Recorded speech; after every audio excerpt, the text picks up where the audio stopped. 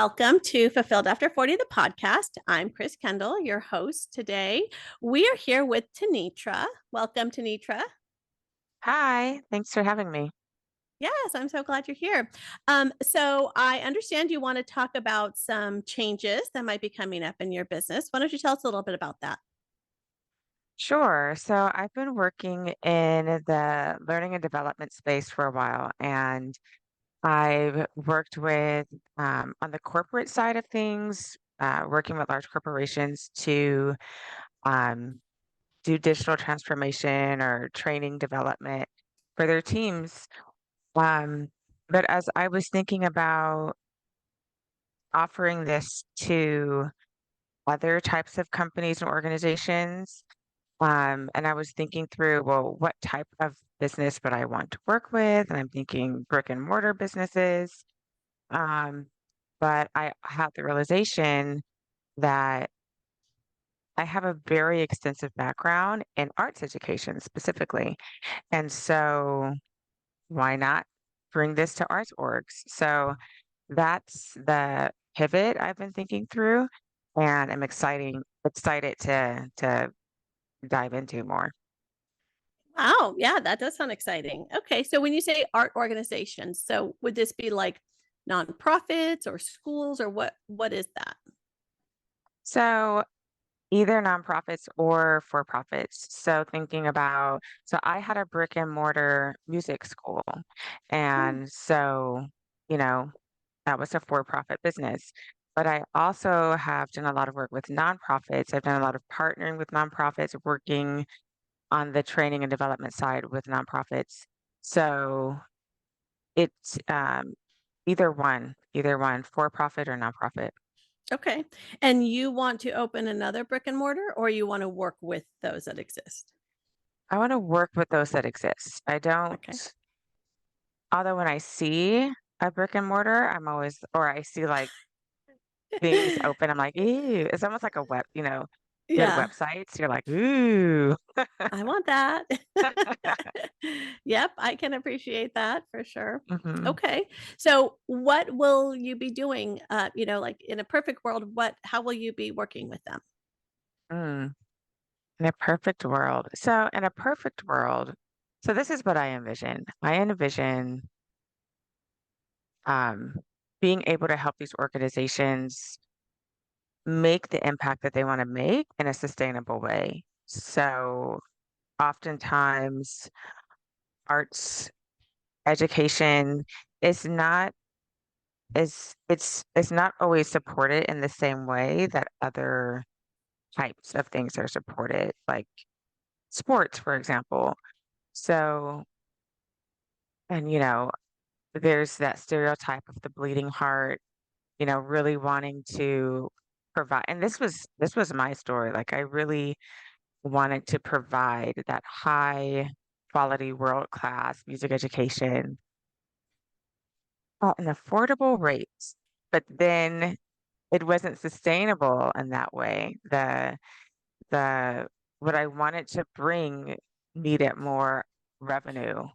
So, really helping organizations, businesses think through that in a strategic way so that they can have a sustainable model when they're able to serve who they're looking to serve. Okay. So would you call this a coaching that you'd be coaching them, or would you be consultants who would go in and kind of redo some of their processes or make recommendations, or what would you be doing? It would be both. It would be Okay. the coaching and consulting, and it would also be learning and development. So, really being intentional about how people are onboarded and trained and skilled and upskilled and reskilled, and also looking at processes that could be streamlined, looking at curriculum because I have a very extensive background in curriculum as well. So maybe there's some things on the delivery side that can be um, tightened up or streamlined or made more efficient. So, and looking outwardly at business opportunities, opportunities for revenue or for fundraising or for partnerships. So, really coming in with a holistic idea in mind and we can't tackle everything at once, but really looking at where are you trying to go? What's getting in the way? What are some priorities we can start with and going from there? Okay. All right. So I'm imagining if I had a an art studio where I was teaching people how to draw or paint or something, and I needed it to grow. I needed to make more money. I needed to better understand marketing, maybe get more people in the door, that kind of thing. So you would be able to help me with that, right? Mhm, So exactly. how is there like a, in 10 words, how would you describe that to me if we were just passing in a subway and you said, "Oh, I Mm, can help you. I've got something for you." How would you describe that to make me think like, "Yes, I need your card. I've got to call you back because we've got to talk." mm. That's a great question. I haven't. So, what comes to mind is I help arts ed organizations grow and scale sustainably. Yeah. Okay. Love that. Now, when I think of the word sustainable, I think of like agriculture. So like in my mind, that's the word that I'm thinking of. Mm, But I can tell that what you're talking about is like being able to make money to keep your mhm, business afloat, to continue to grow your business. But I wonder if an art teacher would is thinking mm. of it in that same way. Like, I mean, you had that business. Um, so is that the terminology that you think would resonate most? No, probably not. Because as a general public, we do hear sustainable in relation to good for the earth type of thing. Um, Grow and serve, continue to serve in a way. Mm, Another word for sustainable. In the way that you mean it, yeah. So grow and scale to maximize Impact. impact. Yeah, I mean, their Yeah. impact, yeah. Something like that. Hmm. Okay. So that all sounds really good. Okay. So I love this. Now, when you think about doing this, is this something you're ready to do now? Are you still kind of on the fence? How are you feeling? I feel like it's something I'm ready to do now. So what I'm starting to do now is reach out to my network and just start having conversations. People who are in arts ed and just connecting with them, seeing what the needs are, um, and seeing how I can help or um, yeah, just seeing where they're at with the industry, seeing where the industry is at, and seeing how we can continue to connect. Okay. And have you gotten any feedback yet? No. So yes and no. I've gotten feedback on the nonprofit side of things, but um it's not an arts ed nonprofit, but it is a Okay. nonprofit. And so I got a lot of feedback about needs around um mindset and needs around training and development Yep. and systems and all of those things. Uh, I'm just not sure that if I start from that place, I'm not sure that that's a pain point. Okay. Yeah, I'm not sure that mindset, while it's needed, I'm not sure that hearing people talk about, oh, yes, we need mindset development. I don't think that's necessarily the case. Maybe not their priority and Right. yeah. Even though Yeah. it's a problem and it's restrictive and it's blocking, um, I don't think people would see it that way. Yes. Yeah. Yeah. Okay, that makes a lot of sense. So do you know what some of these pain points actually are? Cash flow? Okay, okay, so that's a good one. Now that's an easy thing to address too. I mean, you can write there in your words instead of the scaling and to maximize impact and all that. Do you think they would respond better to like double your revenue or double your profits or increase your cash flow or something that's really direct? Mm, mhm. Yeah, something like smooth out your cash flow or um, optimize cash flow. Okay. Yeah. Yep. I like that. Okay. And that will maybe get to the heart of what you want to do a lot faster and make Mhm, them understand some of your value without having to do a lot of explaining. Okay. mhm. All Yeah, right. yeah, that's good. Okay. And you mentioned having some reservations about making the switch from what you thought you were going to be doing or what you've been doing to focusing in the art ed. Let's talk a little bit about that. Sure. Um, yeah, so the thing that comes up for me is just it's that calculation between going where the money is versus going where the heart is. Because a couple of years ago, or 6 short months ago, going where the money is would be the tech industry, right? So, and that was the case for a while. And that's where, on the learning and development side, that's where I did a lot of my work was in the tech industry. Um, but things have changed. Yeah. So then, really thinking about like, it's not just about people will pay for things where they see value, and just really staying true to that is the challenge, I think. Okay. So w- you mentioned a few things there. One is that staying true to your heart and what you want to do and what you love doing versus chasing the money. And I think that that there's ways of doing both. And but in our head sometimes we feel like we're selling out or we're not helping those who really need help because we have to price at a certain level. Mhm. Is that part of what you mean by that? Yes. Okay. Mhm. And so what do you think is behind that feeling that you're pricing too high and that people can't can't access your services?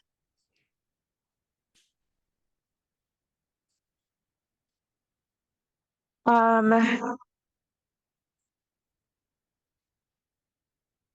I think it really comes down to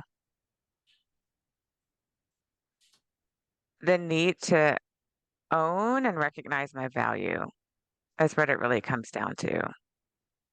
Okay. And so Yeah.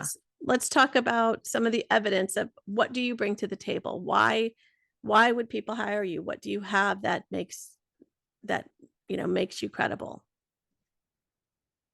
So, um, so maybe not for starters, but for the first thing that comes to mind is that I literally have my dissertation in this. Like, I literally studied how do nonprofit organizations make these kinds of impacts in the community. So, I studied youth orchestras Los Angeles, which is actually an international, it's actually based out of Venezuela, but the program was brought here to LA.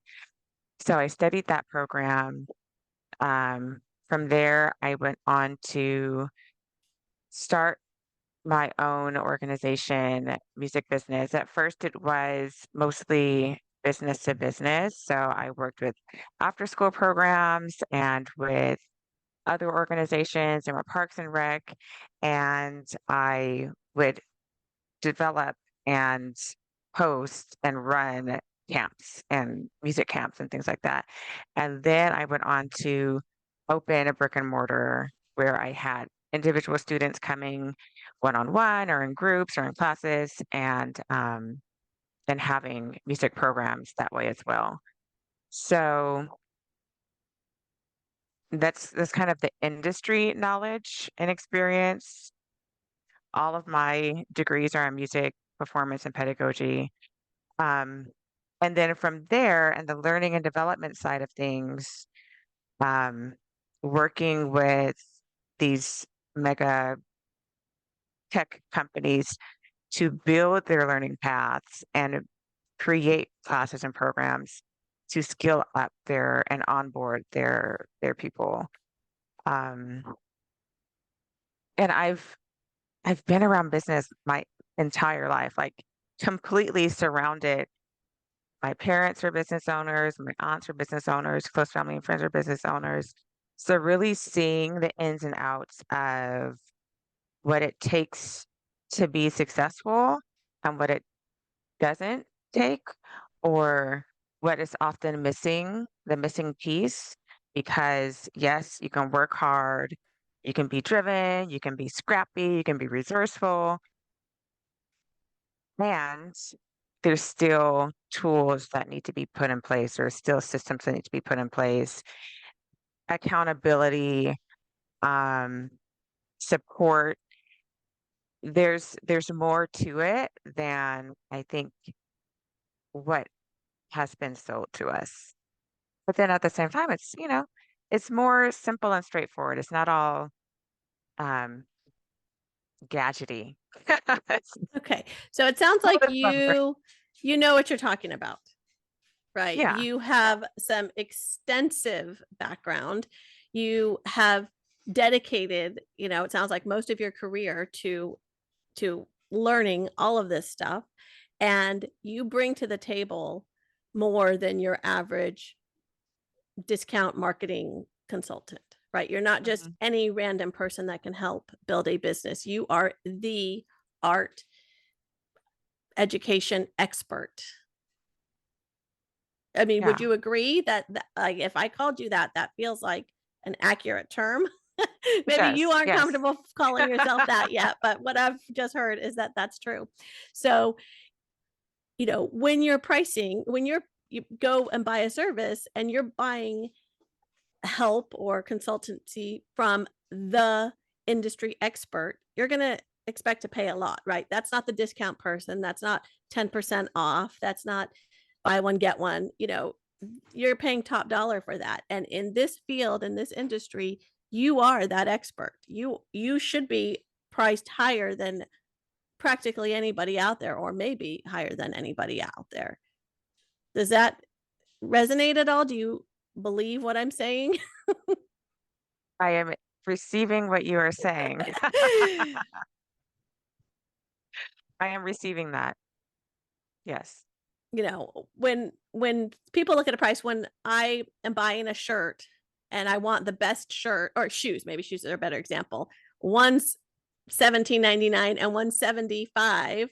In my Mhm. mind, I'm thinking like, well, I need it to last more than 3 wears, so I'm going to go for the more expensive one, right? And Right. so we do put value on price.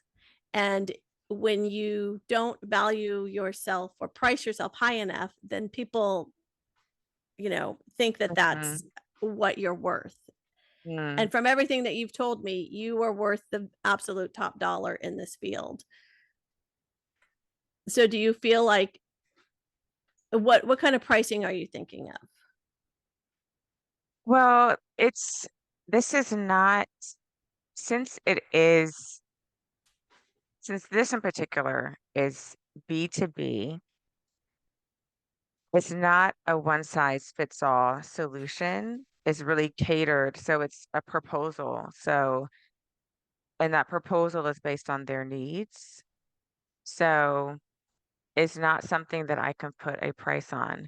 When just off the top of my Right, head, right. Yep, but when yep. I look at my B2C, um, my offer for consumers,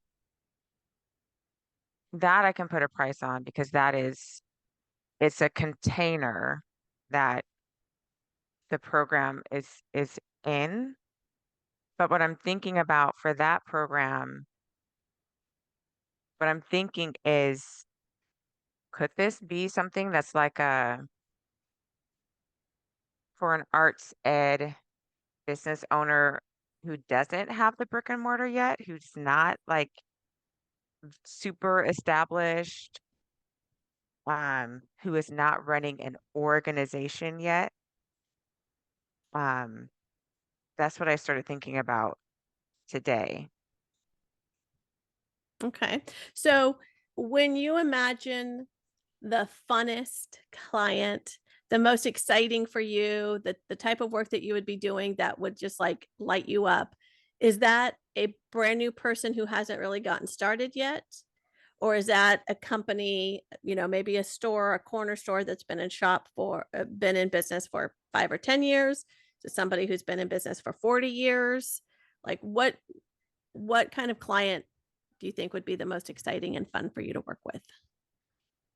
Not someone who's just starting, not someone who's like still trying to it's more of someone who has a little bit more experience under their belt. If we're talking about revenue, um, I would say at least 50,000 in revenue, and they're like, they're ready to start moving up the ladder. Okay. So for a brick and mortar, is that per month or per year? 50,000? I don't For a know how brick and that. mortar, that number is probably 200,000 Okay, for per a brick and year. mortar. Yeah. Okay. All right. And that feels like the size where you could get them to that double, or, Hmm. get them to that next level of their revenue. Yes. Hmm. And they have enough money that they can pay you. Right. And Yeah. they've made enough money that they know it's out there. They Right. just need And to. then looking at organizations, that's like a whole different level. That's like their budget is, they have $1 million budget or 3 million or, plus. And I'm thinking Okay. about like a nonprofit organization. So do you have like is there a preference? If you could choose one over the other, would you want to work with nonprofits that have $3 million budget, or a corner store that has a $20,000 marketing budget or 200,000 in sales?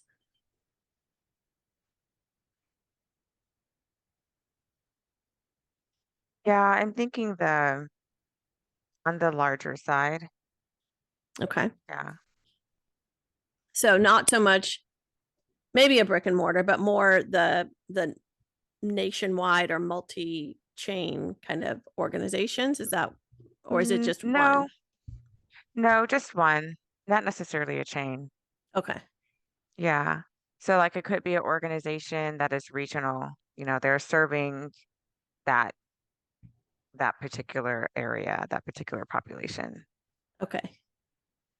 And so what you would do for them would be what? Because I can imagine that the needs of a nonprofit would be a little bit different than a for-profit store. So what would that look like for a nonprofit?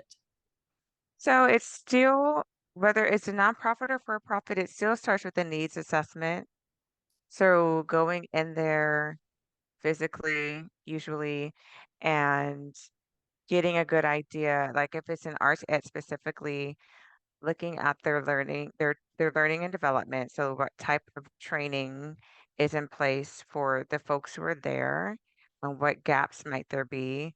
Looking at the programs and the curriculum, are there some gaps there? Looking at the business opportunities, where are there more opportunities for partnership, for revenue generating opportunities, whether it's getting things on um, the grant side going or on the government contract side going, um, Can I selling interrupt? goods. Sure. So before you do all of the needs assessment, what makes them realize we need a consultant in here, or we Mm. need we need to call somebody and get them to do this assessment. What are they thinking that makes them call you in the first place? Well, it comes down to their cash flow. So maybe they're seeing we have these ebbs and flows, we have these feasts and famines, and we need to get to a place where we have a baseline and the baseline is always met. And we have systems in place to make sure our basic needs are always being met and we're not, you know, living the high life and then hoping and wishing and praying that the money doesn't run out. Okay, so they are, and by cash flow, is that fundraising and like revenue coming in, or is it mostly revenue? So there's when you're looking at a nonprofit, there are a few different areas, right? So they could be getting government contracts, or they could be doing the fundraising in the fundraising space, or they could be in the what is it called? When there's foundation, maybe their revenue is coming from foundations or individual donors, or maybe they are selling product or selling an offer or having partnerships or contracts with schools or with these different providers who write them a big check to come in and provide a service. So, Okay. yeah, there's a lot of different routes. Okay, so is your focus on just getting any money in, or is it specifically on building their programs that they're selling, that they're receiving money for, or is it building fundraising programs, or is it just everything? So I'm I wouldn't really be focused on helping them build out those contracting situations, but it could be that I'm pointing out, 75% of your revenue is coming from foundations. What if one of those foundations decides to pivot and stop funding you? Like, let's look Okay. at these other areas that you can be generating revenue. Um, so there's that. There is the mindset piece of the people who are within the organization, the leaders within the organization. Um, yes, you have these teams and you're leading them. How are you setting them up for success? So that's communication, that's training, that's expectations. Um, yeah, so really making sure that their teams are set up for success. Okay. If So somebody will they have something in place to train the next person who needs to step into that role? right, that continuity. Okay. So that's a lot of like, yeah, it sounds just like a lot of overarching business consulting, a lot of different pieces that need to be put into place that you can help them with. But it doesn't sound specific to art education. Is it applicable for any kind of nonprofit?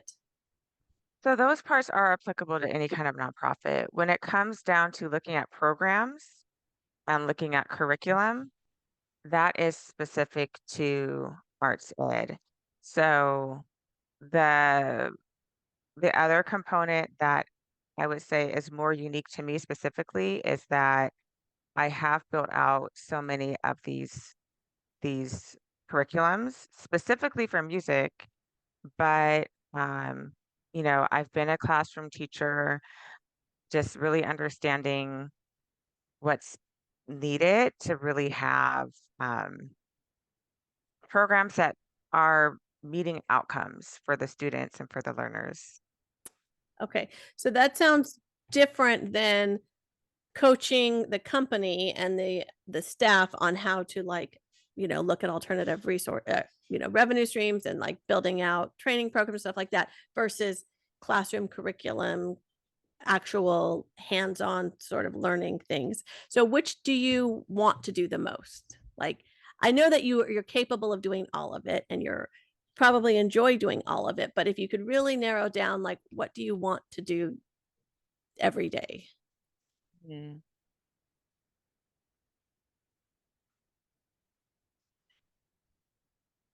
What would be the most fun?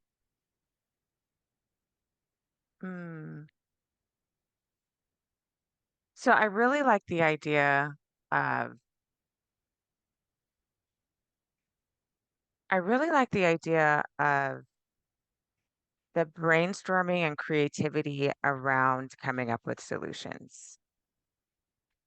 So if I come in and I see these opportunities for growth and these opportunities um, for making a bigger, better, different impact, I love having those conversations and having and bringing those ideas to the forefront.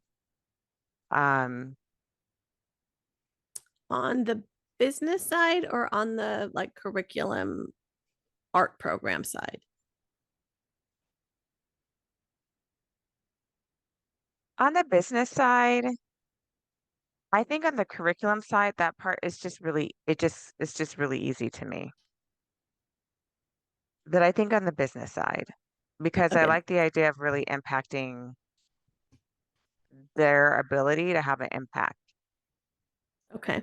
So it sounds like what you really want to be doing is helping nonprofit organizations grow their cash flow. I mean, essentially, just get more money in so that they can help more people.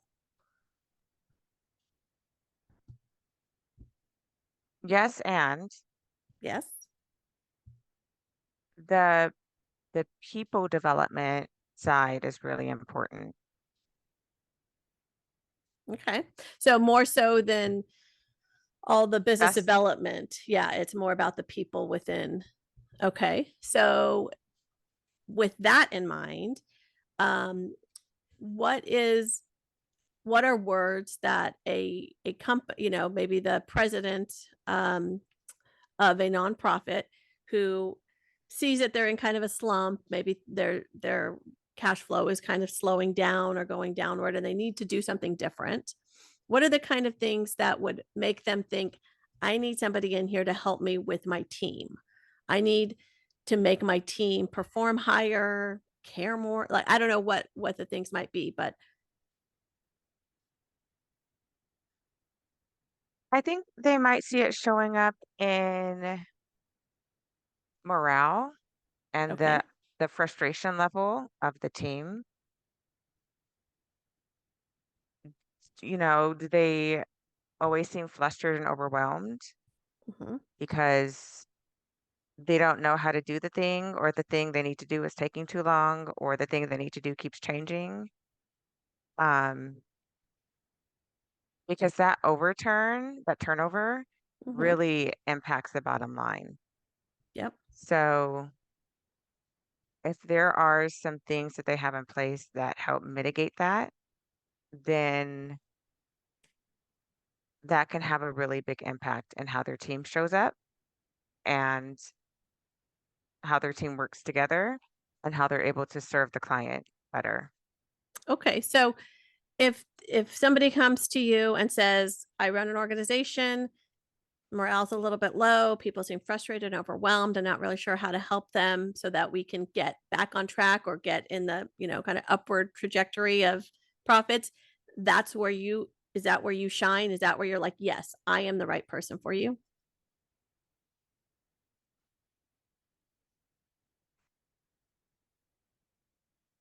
Yes, I'm hesitating because I'm like, but will they see that connection? Was that the connection?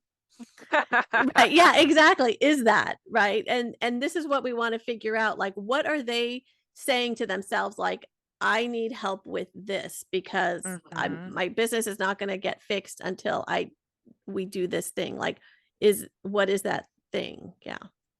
Yeah. And that's where I'm having the conversations around. Hmm. That's where I'm trying to, like, what are you seeing?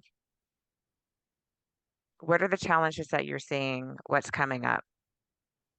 So Right. that's the digging that I'm doing right now. Okay. And that also doesn't, what we just talked about, this morale, frustration, overwhelm, that also has nothing to do with art education. Hmm. So I know at the very beginning you came in saying, I love art education and I want to focus on that. So is that, do you still feel like that is it? And how do we, make that connection? Because you also really love the business and the team building, which is totally unrelated. That could be anywhere.